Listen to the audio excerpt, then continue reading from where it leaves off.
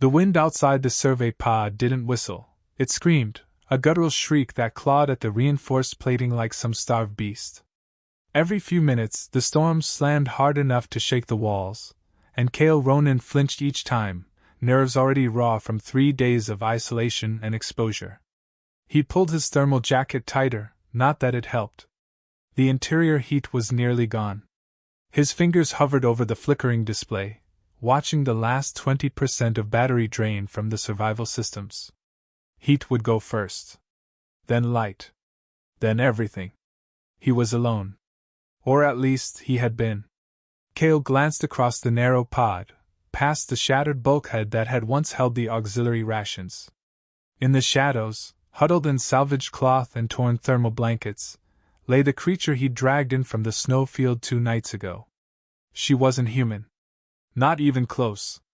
She looked like something sculpted from wild myth. Tall and lean, her lithe body covered in soft, sleek orange fur, striped faintly along her flanks and arms. Her hands were clawed, her legs digitigrade, and her tail, long, bushy, twitching in her sleep, curled protectively around her side. But it was her face that haunted him, angular, beautiful in an otherworldly way, with narrow amber eyes and tall vulpine ears that flicked at every sound. Cale had found her near the edge of a collapsed ridge, bleeding, half buried in snow, her breathing shallow. She should have been dead. Instead, she'd clung to life long enough for him to pull her back through the wind tunnel and into the broken pod. He still didn't know her name. She hadn't spoken a word. Just watched him, with those eyes that were too sharp for someone on the brink of dying. Now those eyes were open again, glowing faintly in the dimness. "You're awake," he said, voice hoarse. She didn't answer. But she saw him. And that was enough for now. Cale shifted uncomfortably in his corner of the pod, trying to massage warmth into his hands. The survival suit could only do so much with failing power. A bitter draft slipped through a hairline crack in the outer wall, turning every breath into mist. He rubbed his hands together, and glanced again at the vulpine woman. Her eyes were still fixed on him. Not hostile, not curious, simply watchful, like a predator measuring a weak thing. "I'm not your enemy," Cale said, more to break the silence than anything. "If I were, I would have left you out there." Still no response. He swallowed hard, then unhooked the emergency blanket from the rack beside him, the last good one. The others had been shredded patching leaks. This one was light but efficient, its fibers designed to retain body heat even in sub-zero pressure. "I don't know how your kind handles the cold," he muttered, "but I'm guessing you're not exactly at 100%. Slowly, cautiously, he stood and took a tentative step forward. Her ears twitched, but she didn't flinch. The shredded wrappings around her shoulders were barely covering her form, and even with her fur, Cale doubted she could survive another night without proper insulation. He knelt beside her and extended the blanket. "Here," he said gently. "You'll freeze without it." For a moment, she simply stared at it. Then, in a blur of motion that made his heart jolt, her clawed hand darted out, not for the blanket, but for his wrist. Cale gasped as she yanked him forward with startling strength. He fell awkwardly, landing half atop her, as she pulled the blanket around both of them in one fluid motion. Her fur pressed against his throat and chest, alarmingly warm. Her other arm wrapped tightly around his back. "WH, what are you?" "Body heat is efficient," she said softly, her voice low and breathy, almost a growl, but not unkind. "Don't waste it." It was the first time he'd heard her speak. Her accent was strange, lilting, sharp in places, but her words were clear. Cale swallowed, feeling her breath against his neck. Her body was firm, her muscles coiled beneath the fur, her tail looping loosely around one of his legs. She smelled like frost and wild things and something almost metallic. "I guess that makes sense," he whispered. She didn't answer.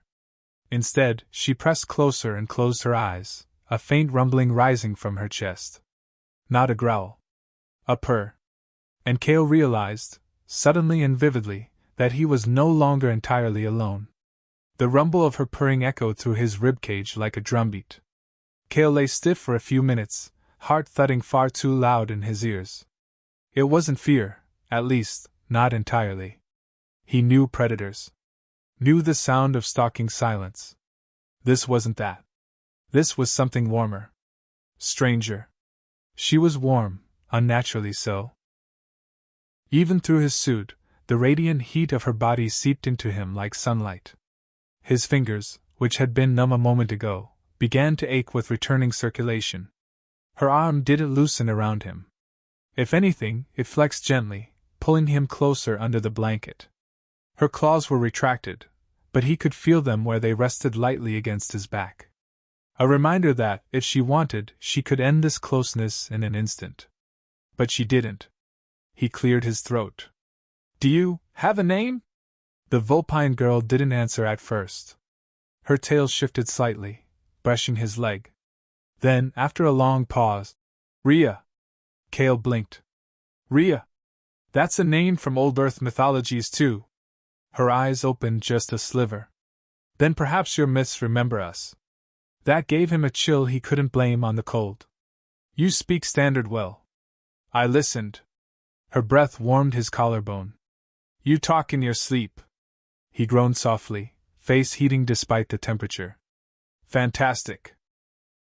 "You were dreaming about something called bacon. You were angry it wasn't real." A laugh escaped him, sharp, surprised, welcome. "Yeah. Bacon's important." Rhea made a small chuffing sound that might have been amusement. Then she pulled back just enough to look him in the face, her golden eyes searching. "You could have left me. Most would have." "I'm not most," he said, trying to hold her gaze despite how wild and piercing it felt. "You needed help. That was enough." Another pause. "That kind of thinking," she murmured, "gets people killed. I'm still here, aren't I?" She stared at him a moment longer, then slowly rested her head against his shoulder again. Kale lay there, still as the snow outside, with a strange thought worming through the storm-beaten fog in his brain. Maybe this wasn't survival anymore. Maybe it was the beginning of something else. Kale woke with a sharp inhale, momentarily unsure where he was. The air was cold, the pod walls dimly lit by the failing backup lights, and something warm and heavy was curled around his torso. Then he remembered the storm, the crash, the silence, and her. Rhea was still there. Her breath tickled his collarbone with each soft exhale. Her arm remained loosely across his chest, claws still safely hidden.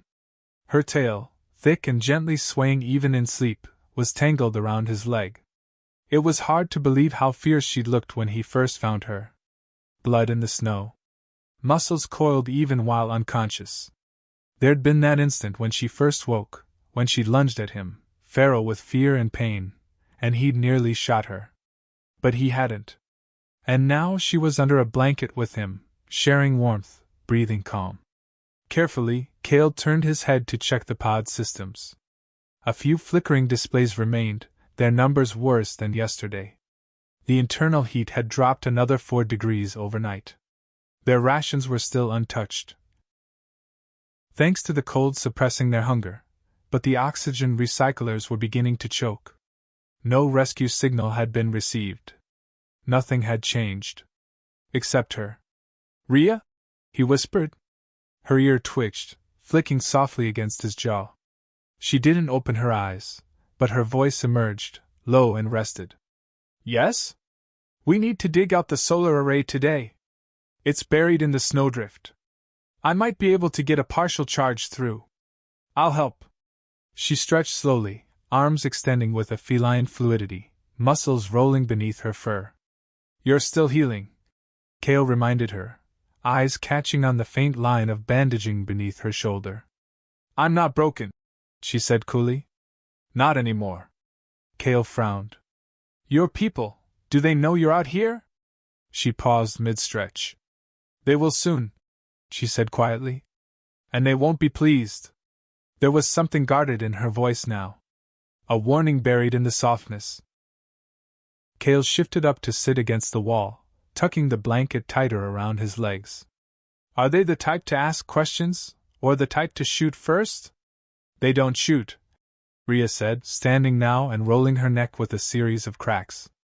They hunt. Cale stared. You're telling me that if your people find us, we're targets? They won't see it that way. Her tone darkened. To them, I'm already tainted. I stayed too long beside a human. Shared heat. Let you touch me. They'll say I'm compromised. And me? Contamination. Cale sat back, absorbing the word like a blow to the gut. Right. Rhea looked at him, her expression unreadable. But they'll have to go through me first. He met her gaze. I'm not letting them take you. Something passed between them then. Not warmth. Not comfort. Solidarity. Snow howled like a living thing outside the pod, and Cale swore the storm had grown teeth. Still, they couldn't wait any longer. The thermal readings were dangerously low, and the oxygen systems had begun skipping cycles. If they didn't get the solar panels exposed and charging, they'd freeze, or suffocate. Cale pulled on his cracked visor helmet and clipped together what remained of his cold weather gear. The gloves were thin, patched from salvage, and the boots weren't insulated properly anymore. But it would have to do. Rhea stood at the hatch, silent and still, wrapped in a makeshift cloak made from one of the torn rations bags and thermal padding. It looked ridiculous on her, but she wore it with the same unshakable poise she wore everything. I'll go first, she said, her amber eyes narrowed as she peered through a crack in the seal. You should stay inside. You're still stronger than you. She cut in. Faster. My body's built for this kind of cold. Yours isn't. Cale wanted to argue, but she wasn't wrong. Even with the gear, he could barely last 10 minutes out there without his joints locking up. And after what she told him about being hunted, well, if her people were out there, he didn't want to be the one stumbling blindly into their line of sight. Fine, he said reluctantly. But keep the beacon on. If you lose orientation. I know how to navigate a storm, she replied, voice soft but steady. Cale stepped forward and pressed a small homing beacon into her clawed hand. Ping me every 90 seconds. If you miss one, I'll assume you're down. Rhea took it without a word, clipped it to the strap around her waist, and turned for the hatch. He hesitated, then grabbed her wrist. She blinked, surprised. Don't disappear, he said quietly. She tilted her head. You still think I will? No, he admitted. But I know what it's like when people do. Her expression softened. Then, without warning, she leaned in and bumped her forehead gently against his, a motion that felt so strangely intimate it made his breath catch. A moment later she was gone, slipping out into the swirling white like a phantom. Cale watched the blip of her signal fade into the snowdrift readout on his screen, his gut twisted in a cold knot. Every second dragged like rope through ice. He tapped his fingers against the console, listening for her beacon, praying for that soft ping to return. 90 seconds later, ping. He exhaled. Another 90 seconds, ping. Then another. Then nothing. No sound. Just the howling wind. Cale shot upright, heart pounding, and threw on his helmet. Rhea, he called into the calm. Do you copy? Say anything. Blink your beacon. Growl.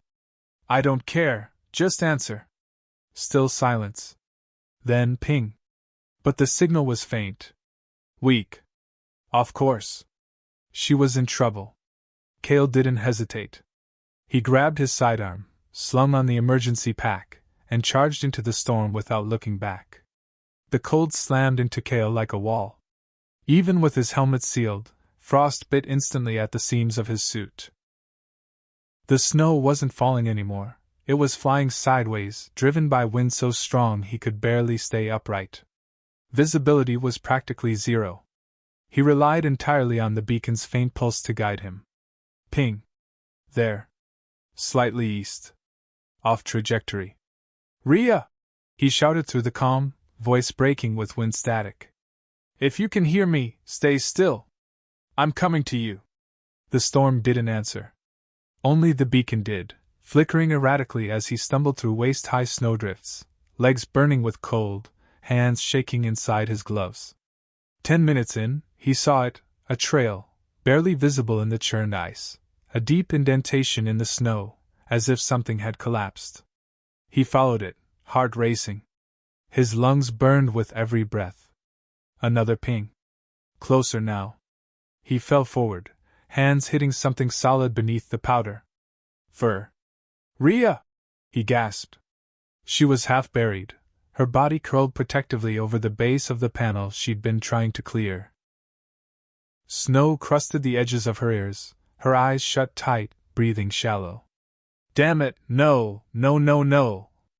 Cale dropped to his knees, brushing snow away from her face and chest. He tapped at her comm unit. Dead. The beacon was running on its last flickers. He shook her gently. Come on, Rhea. You're not dying out here. Not after everything. Her eyes fluttered, just barely. Her voice was a rasp of warm breath against the wind. Got the panel clear. You idiot, he breathed, nearly laughing in relief. You were supposed to keep yourself alive, not finish the mission. I multitask.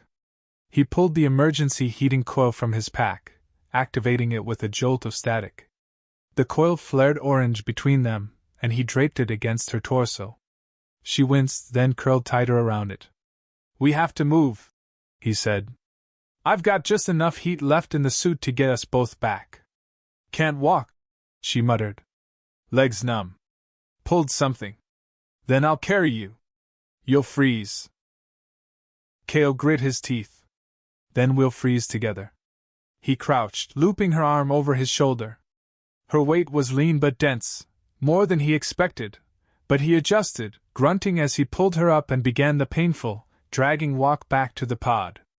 Every step sank deep. Every second, his body screamed for him to stop. But she didn't let go. And he didn't stop. By the time the pod's silhouette rose through the fog, he could barely see. His limbs were numb.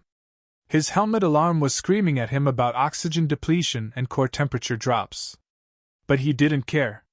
He slammed the hatch open and staggered inside, collapsing with her in a heap of snow, blood, and breathless silence.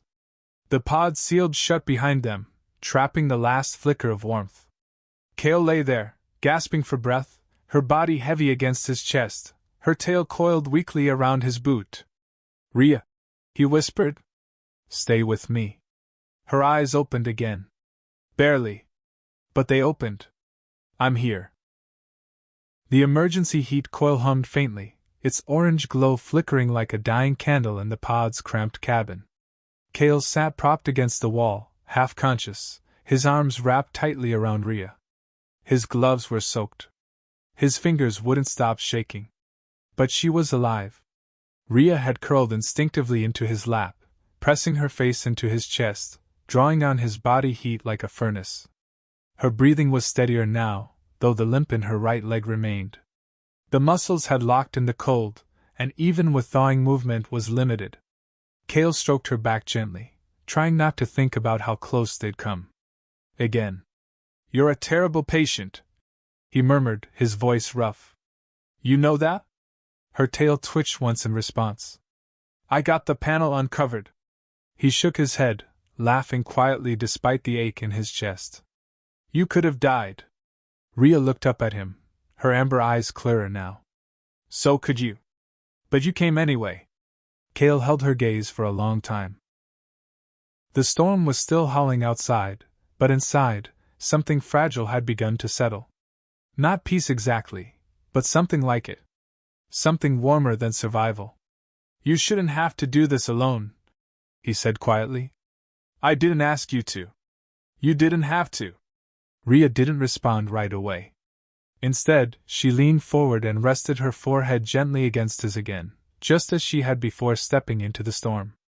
I didn't expect you to come after me, she whispered. But you did. And I'd do it again. She pulled back slightly, enough to study his face. Her eyes narrowed, but not with suspicion, something else. A slow, cautious recognition. The silence between them deepened, filling not with fear, but with the weight of something growing. You're not like other humans, she said finally. That's what they always say before the disaster romance starts.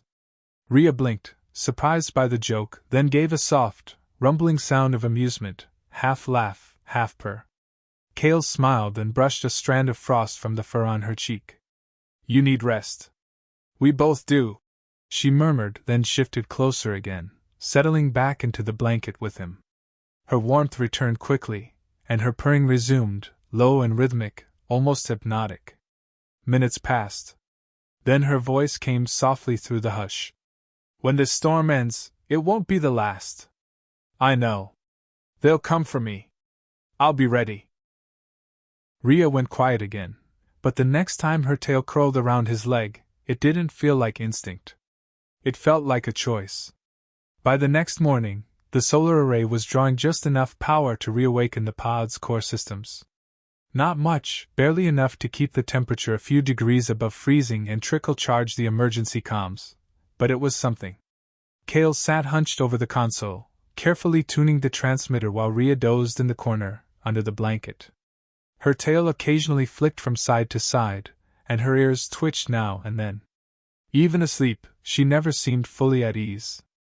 The display flickered with static. He adjusted the frequency, slowly scanning through buried bands, looking for any sign of outbound communication windows. There was nothing for the first 10 minutes. Then, ping.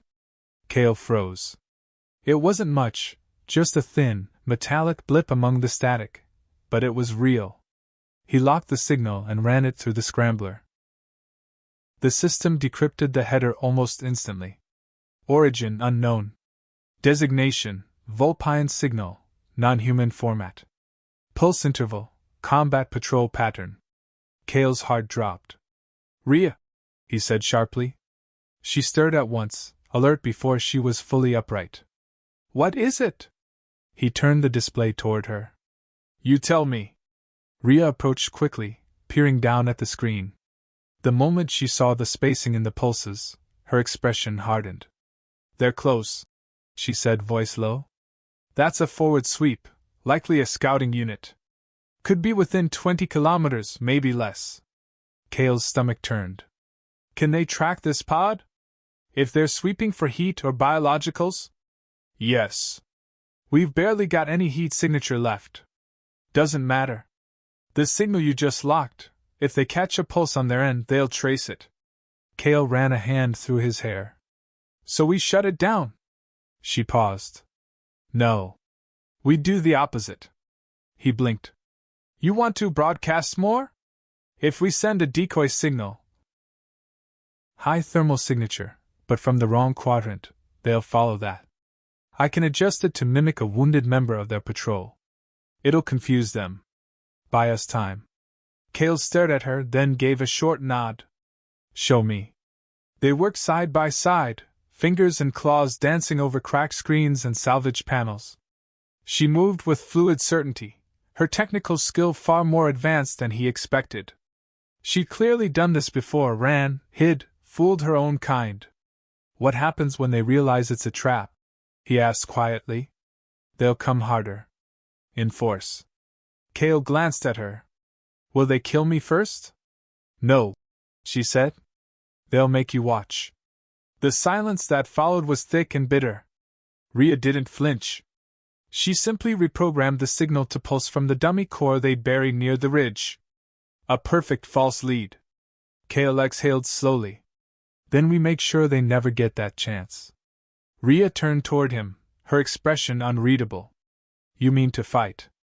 If I have to. She studied him a moment longer, then nodded. Then we fight together. The storm finally broke that afternoon. It didn't fade, it shattered. The sky above the pod peeled open like a wound, revealing the ice-blue sun and a landscape buried in endless white dunes and sharp black stone. Visibility stretched for kilometers in every direction now, and that made Kale nervous. Clear skies meant they were exposed. Rhea stood outside the pod, the wind ruffling her fur, her cloak flapping behind her. The decoy beacon they'd planted near the northern ridge was pulsing strong, transmitting the wounded patrol signal they built. Kale watched from the hatch, his rifle slung over one shoulder, the cold already biting through the seams of his sleeves.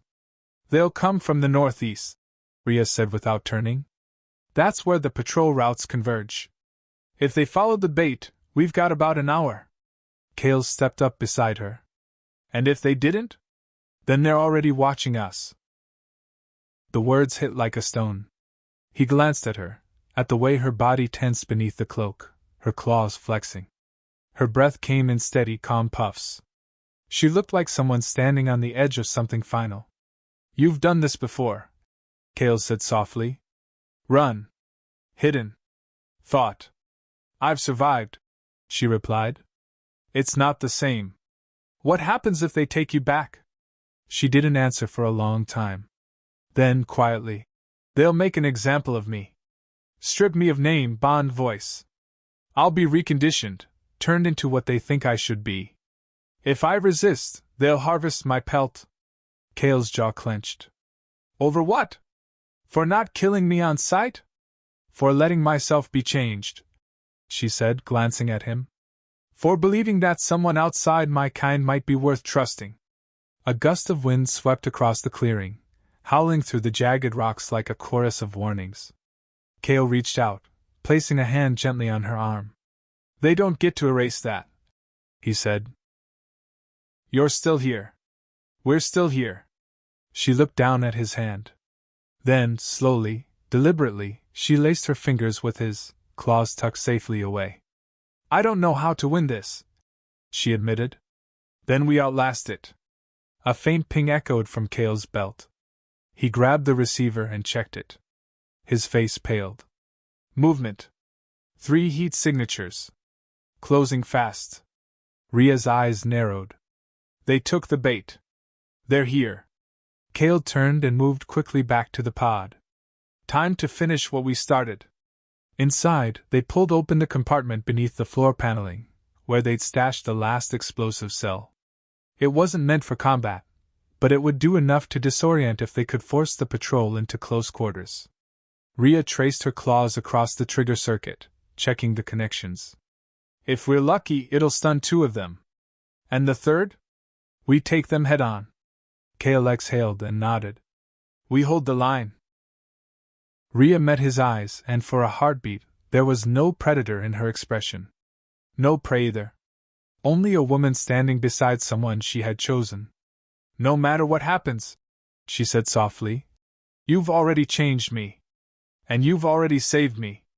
Outside, the snow crunched, heavier than the wind. They were coming.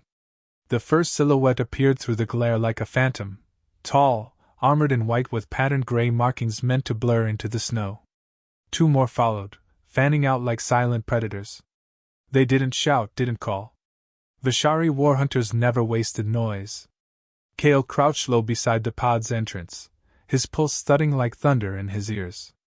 Rhea was on the opposite side, crouched behind a snow-laden slab of broken rock, her muscles tense, her claws half extended. The explosive cell was buried beneath the faux shelter near the beacon, linked to Kale's worn-out tablet with a simple wire trigger. He tapped the screen once.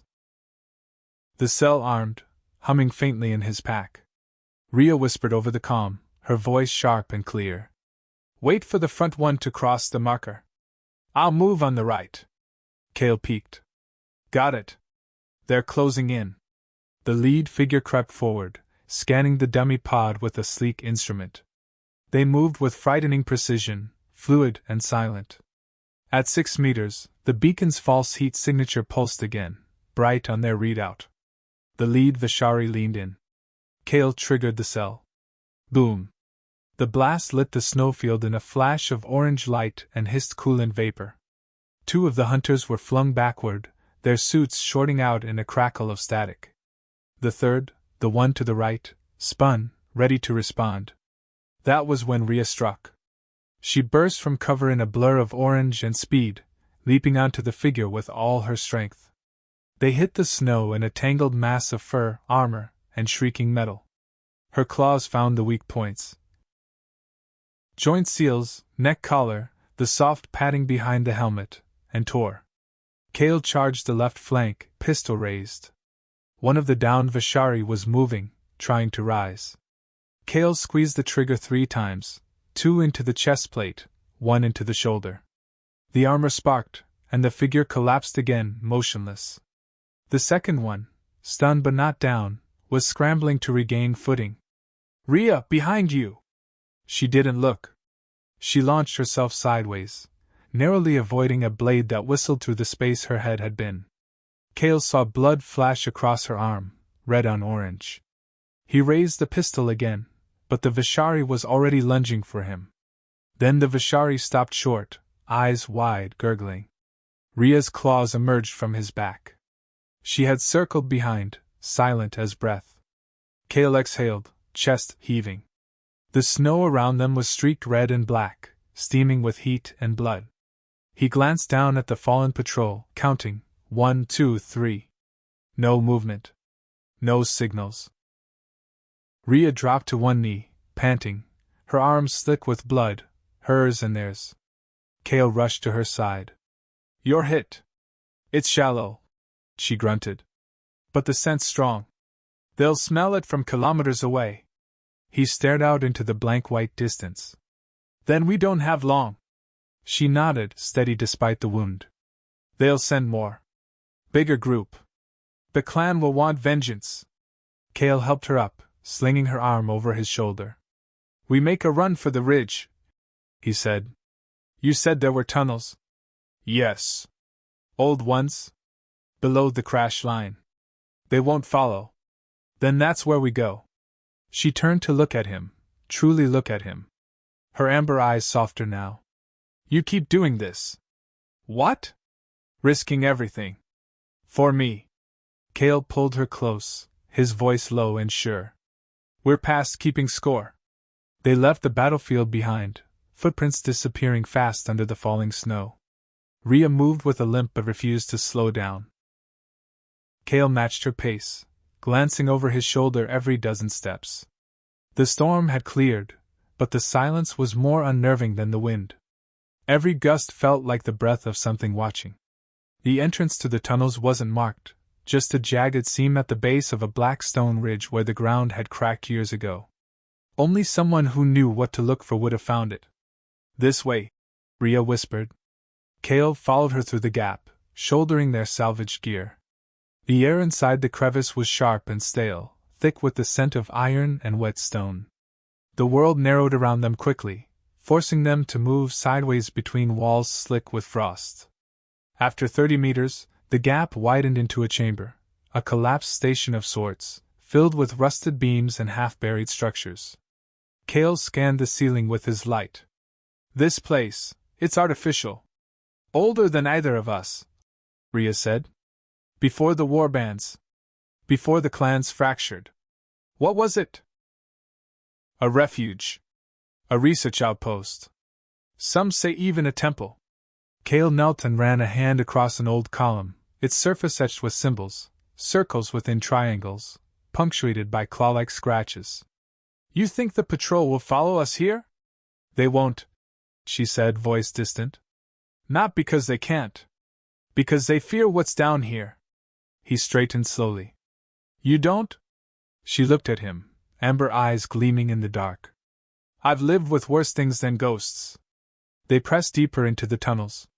The temperature was frigid, but at least it was stable. No blizzards. No drones. No howling wind. Just damp echoes and the creak of old metal shifting under pressure. After an hour of cautious descent, they found a chamber deep enough to rest, a wide atrium with a collapsed roof on one side and a narrow stairwell leading further into the abyss. Rhea slumped against the wall, clutching her wounded arm. Cale knelt beside her and peeled back the makeshift bandage. The gash was clean but deep. He cleaned it with what was left of their antiseptic and wrapped it again, careful not to touch more of her fur than necessary. She didn't flinch once. "You're terrible at resting," he murmured. "I'm not used to having someone look after me." Cale met her gaze. "Well, get used to it." She tilted her head, ears twitching in that subtle, curious way she had. "You talk like someone who's made up his mind." "I have." He sat beside her, back against the stone wall. "I don't care how deep we have to go. I'm not leaving you behind. Not now. Not ever." She was quiet for a long time. Then she leaned her head gently against his shoulder and whispered, "Then we're not alone anymore." Cale reached for her hand in the dark and found her fingers already waiting. Hours passed. Time in the tunnels was hard to track without sunlight or clocks. Cale adjusted the beacon transmitter again, tuning the signal to a lower frequency with narrower pulses. If any human survey vessel was still in the sector, this was their best chance at being found. Rhea watched from the other side of the chamber, sitting cross-legged beneath the remains of what had once been a console rack. Her tail flicked lazily behind her, the wound on her arm now bound tighter, healing slowly. She'd pulled off the tattered cloak and sat with her fur bared to the chill like it didn't bother her. "Any signal?" she asked, voice low. Cale nodded. "Maybe. I got a bounce back. Weak. Human signature. Science vessel, I think. Could be long range." Her ears perked. "That means they might come?" "They'll need incentive." Rhea's gaze darkened slightly. "You mean me?" Cale paused, then met her eyes. "Not as bait. As proof. Of cooperation. Of sentience. Of value. Something the Survey Corps can't ignore." She stood, padded over on quiet feet, and crouched beside him. "So we dangle me on a hook and hope they bite?" "No," Cale said gently. "We let them see you." "Really see you. Not as some rogue genetic anomaly, but as someone who helped me survive, who fought to protect herself, and who trusted me when she had every reason not to." Rhea tilted her head, studying him. "Do you believe they'll understand that?" "I believe some of them will," he said. "And that's enough." A faint vibration passed through the console. He turned to the screen. The signal had changed, sharper now, cleaner. A return ping. Then a message. "Signal lock established. Survey ship Halcyon Drift. Response team mobilizing." Cale stared at it for a long moment. Then slowly turned to her. "They're coming." Rhea said nothing, but her ears folded back slightly, not in fear, but preparation. "Will they come with weapons?" she asked. "Probably. And if they see us as a threat?" "Then we stand together," Cale said.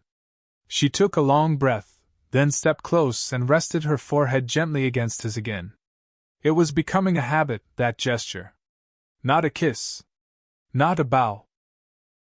Something older than either. "Then whatever happens," she murmured, "I choose you."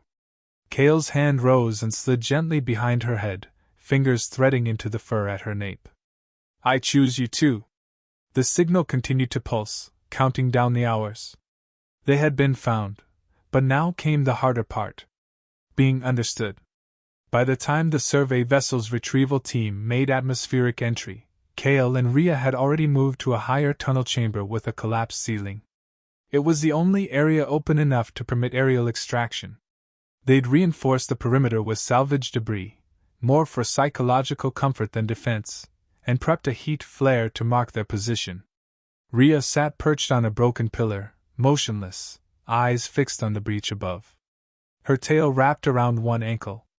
She looked like a statue carved from flame and snow, her orange fur brilliant against the gray stone and rusted walls. Cale was beside her, holding the flare unit, running through every scenario he could imagine. If the retrieval team reacted with panic, if they mistook Rhea for a threat, if they opened fire. "You don't have to do this," he said quietly.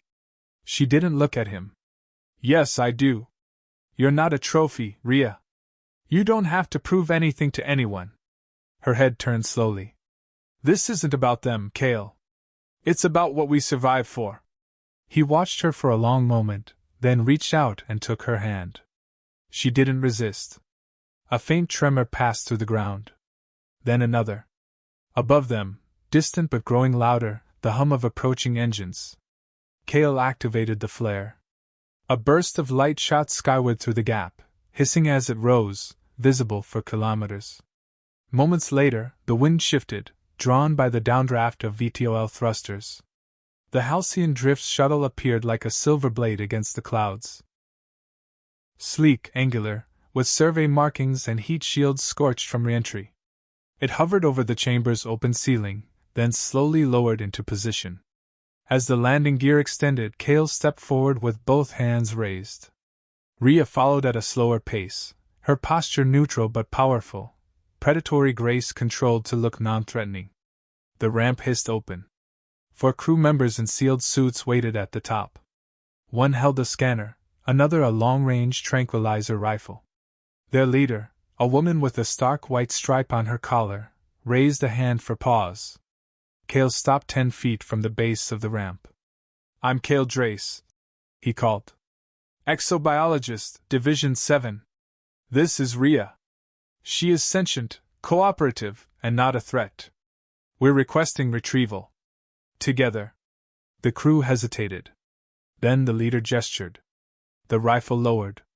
"Proceed slowly," she said through the loudspeaker. "Both of you." Rhea's claws tensed, but she didn't move. Kale took a breath and stepped onto the ramp first. Behind him, Rhea followed, silent, tall, defiant, and graceful. The moment her foot touched the deck, the eyes of the team locked on her. But no one spoke. No one raised a weapon. Inside, the doors sealed. And just like that, they were off the ice. The shuttle interior was quiet, sterile, and pulsing with low blue light. Kale sat across from Rhea in a containment-adjacent chamber, less a cell, more an observation bay, though the 2 guards standing near the door didn't do much to hide their presence. Either of them had spoken since boarding. The tension in the air was thick enough to taste. Rhea sat upright, legs crossed, her hands folded over her knee.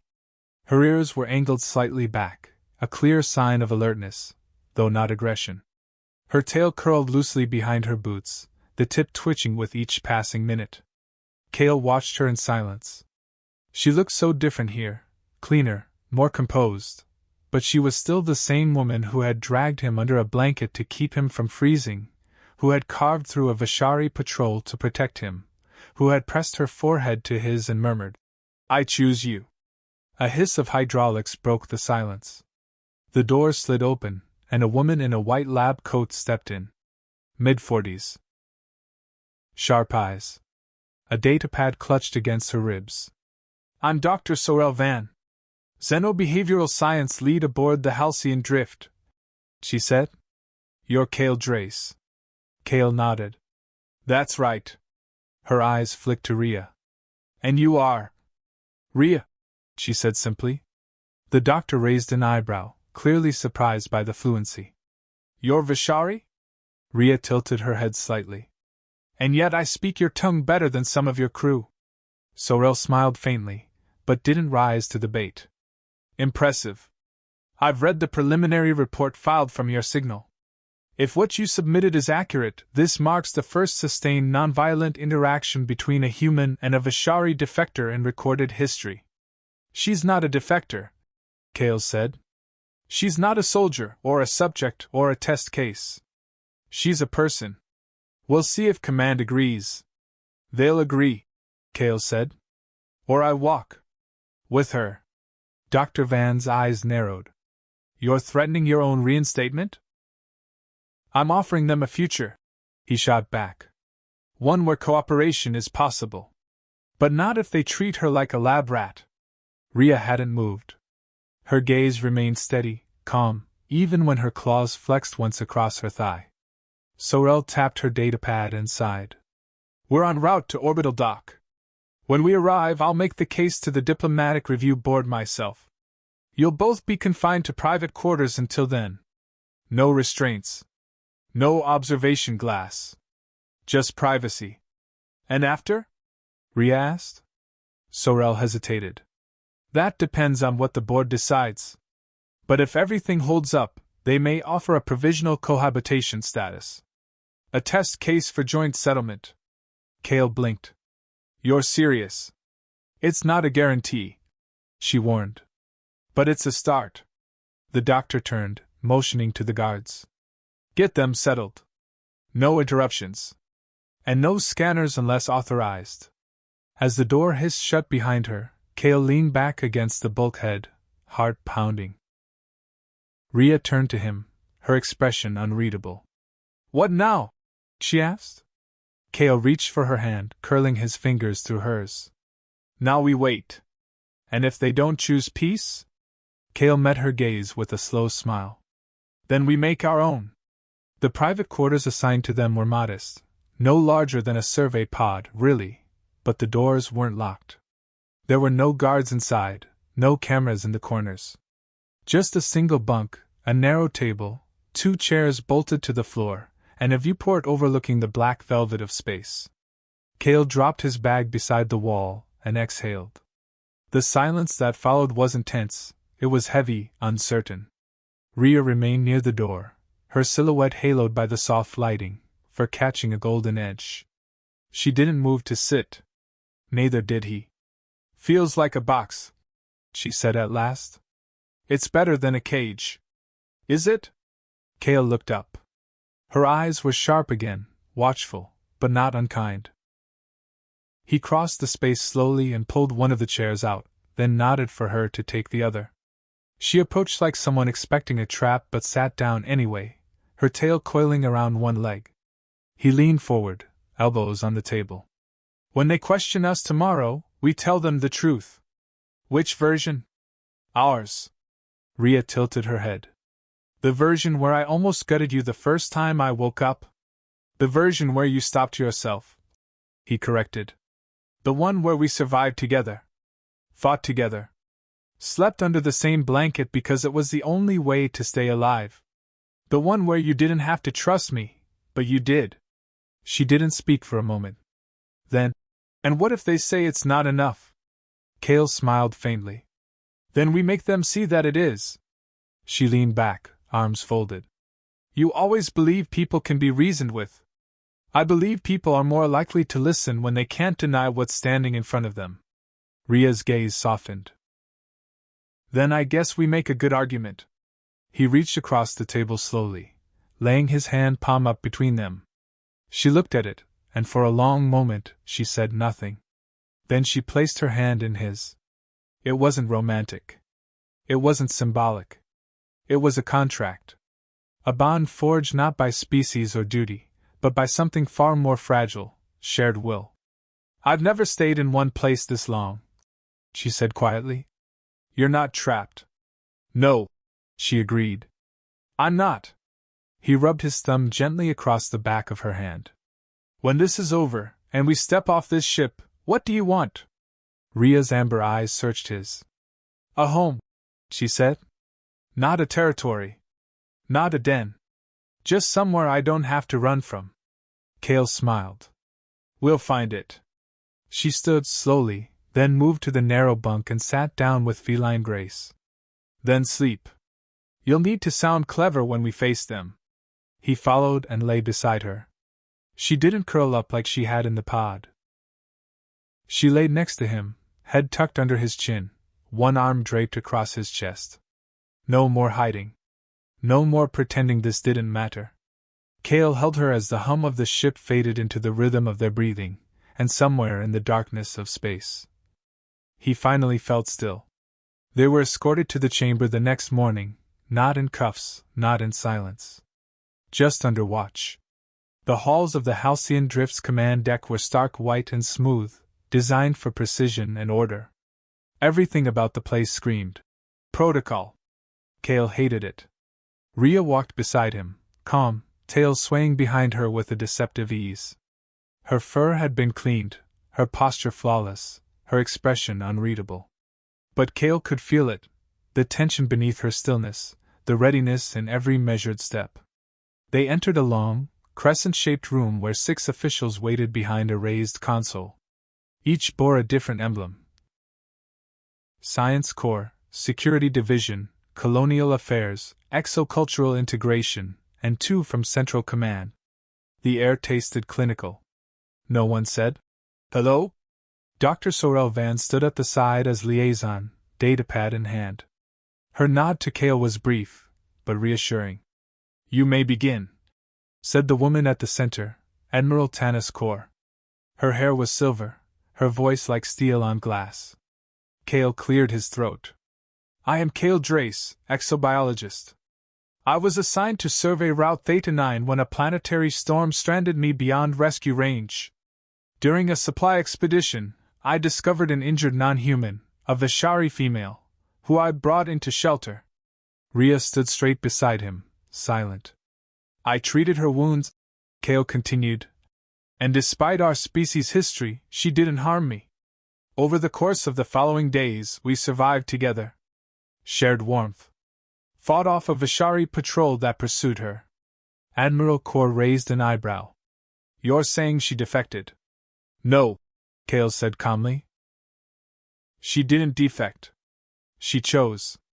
He turned slightly, his voice gentler now. Rhea, would you speak? Rhea stepped forward, meeting the eyes of the entire council without blinking. I am not a rebel, she said. I was cast out. For hesitation. For refusing to kill someone who had shown me mercy. Her voice didn't waver. He could have left me in the snow. Instead, he shared heat. Risked his life for mine. That is not contamination. That is what your people call compassion. There was a long silence. The security rep spoke next. We've reviewed the footage and audio logs. You acted with restraint. That said, are you bonded? Kale looked at Rhea. She nodded once. Yes, he said. We are. That caused a stir. One official leaned to another. The defense analysts narrowed their eyes. You understand, said Kor, that interspecies bonds, especially romantic ones, create policy complications. I don't care, Kale replied. She's not a complication. She's a person. An unregistered alien species. With language fluency, strategic intelligence, and cultural reasoning. Sorel Van interjected suddenly. Your own data confirms she meets the minimum sentience and agency benchmarks for self-representation. The council didn't like being corrected. But they couldn't argue the data. After a pause, Kor leaned back. Very well. We'll deliberate and render a verdict within the cycle. You'll remain confined to quarters in the meantime. Kale nodded. Understood. But Rhea stepped forward one last time. I don't want sanctuary, she said. I want dignity. I want to choose my place beside him. Then she turned and walked out, tail flicking once like a punctuation mark. Kale followed, barely containing the grin tugging at the edge of his mouth. Whatever the verdict, the board had just witnessed something they hadn't expected. Defiance with poise. And something dangerously close to love. Back in their quarters, the silence was different. It wasn't strained or uncertain. It was the kind of silence shared between two people who had already said everything that mattered. Kale paced slowly by the viewport, watching stars crawl past the hull in long threads of light. Rhea remained curled at the edge of the bunk, eyes closed, but she wasn't resting. Her ears twitched slightly every time the ship creaked or the intercom pinged. They're stalling, Kale muttered. Waiting for someone higher up to tell them what to think. That's what your kind does, Rhea replied softly. Wait for orders before deciding what's right. Kale stopped pacing. It doesn't have to be that way. It won't be, she said, finally opening her eyes. Not if you stay loud. He smiled faintly. I've never had trouble with that. She sat up, folding one leg beneath her. Her fur caught the room's dim lighting like fire trapped in motion. What happens if they say no? Then I walk out the airlock. He deadpanned. She narrowed her eyes. He gave a sheepish shrug. Figuratively. Rhea tilted her head. You'd abandon your career? I already did the moment I pulled you from the snow. She blinked once. Slowly. You mean that? Yeah, he said, stepping closer. Because the rest of it, reports, labs, funding, none of it matters if they won't recognize what we are. He sat beside her, leaning back on his hands. Their shoulders touched. I came here thinking I'd study something new, he continued. But I didn't expect this. You. Rhea was quiet for a long time. Then she leaned against him slowly, resting her head on his shoulder. I didn't expect you either, she whispered. You've ruined every assumption I had. Glad I could help, he said with a small grin. They stayed like that, pressed close, watching the stars. It didn't feel like hiding anymore. It felt like waiting for the world to catch up to what they already knew. Time passed. Then a chime echoed through the room, 2 sharp tones. Cale stood immediately, crossing to the console. A message blinked on the small screen. Final deliberation complete. Please report to Conference Deck 2A within the hour. He turned to Rhea.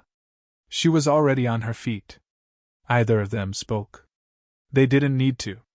They just held each other's gaze, knowing the next hour could change everything, or confirm what they'd already decided for themselves. Together, they walked out. Conference Deck 2A wasn't as cold as the first tribunal room, but it was still sterile, wrapped in white light and stainless steel.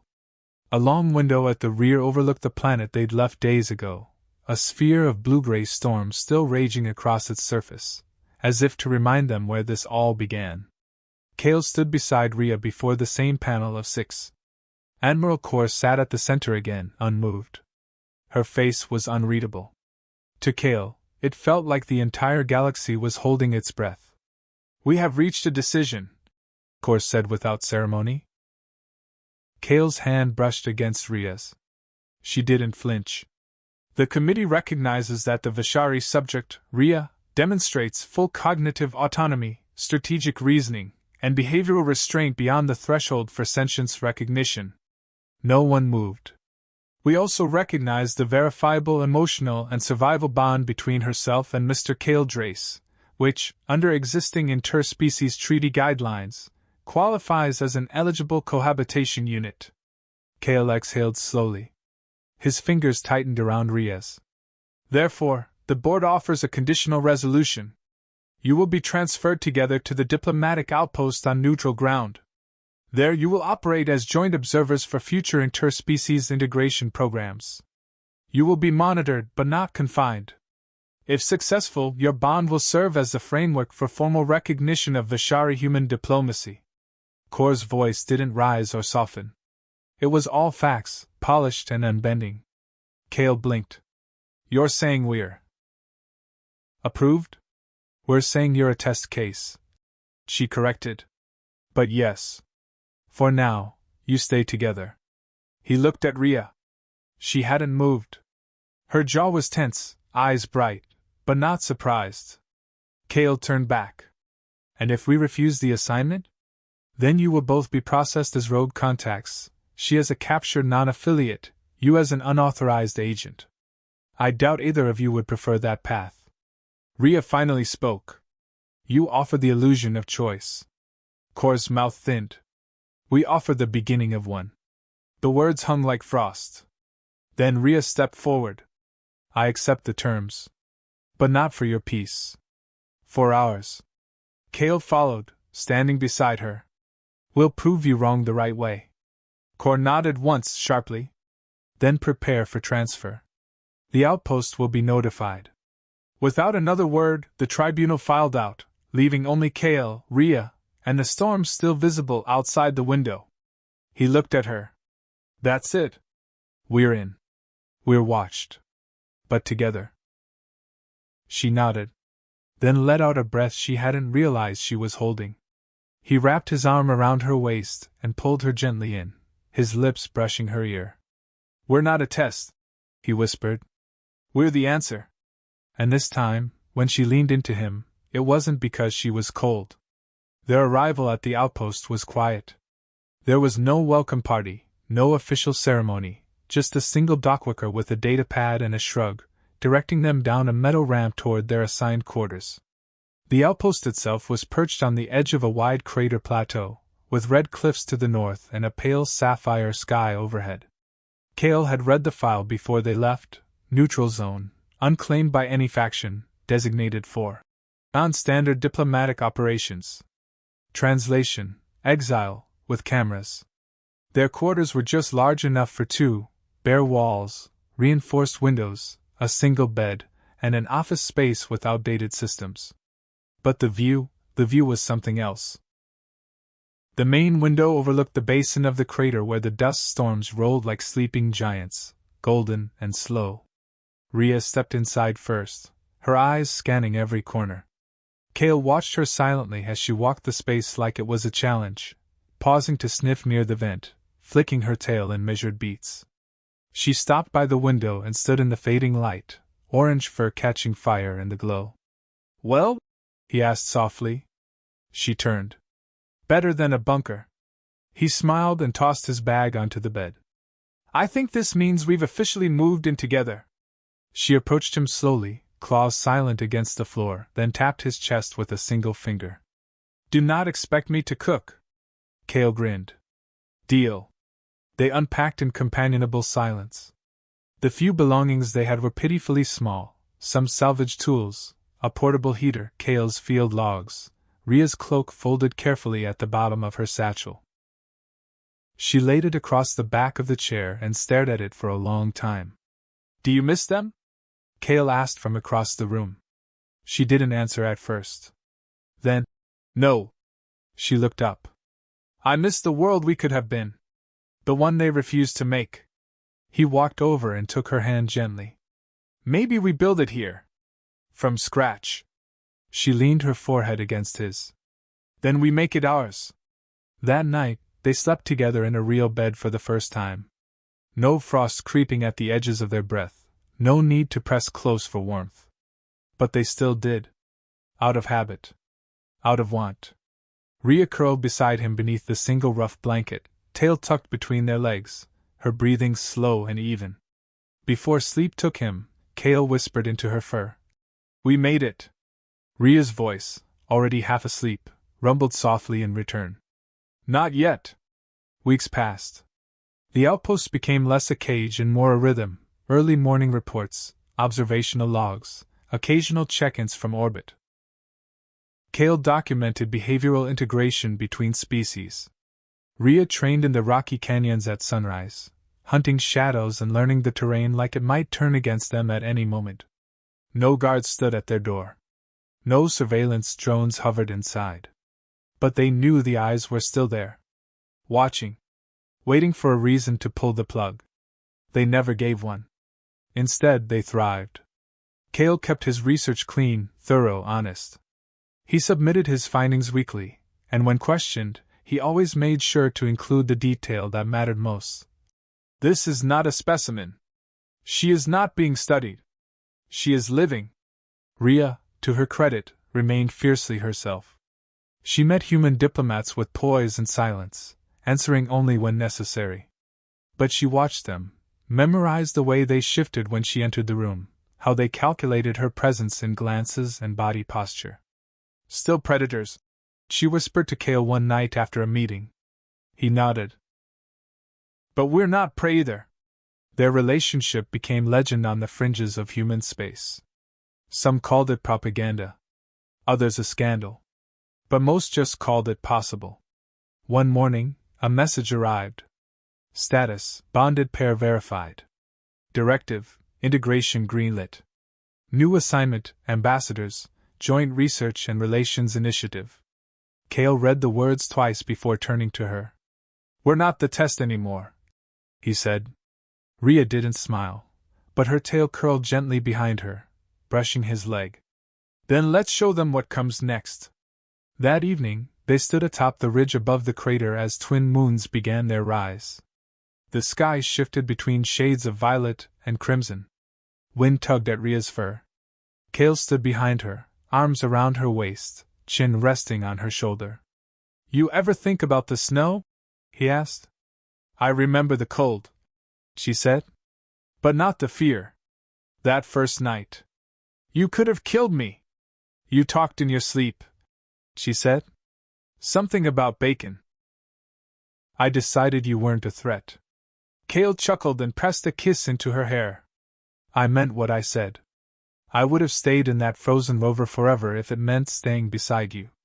She turned to him, amber eyes glowing in the dusk. "But we didn't stay." "No," he said. "We moved forward." Rhea took his hand and laced her fingers with his.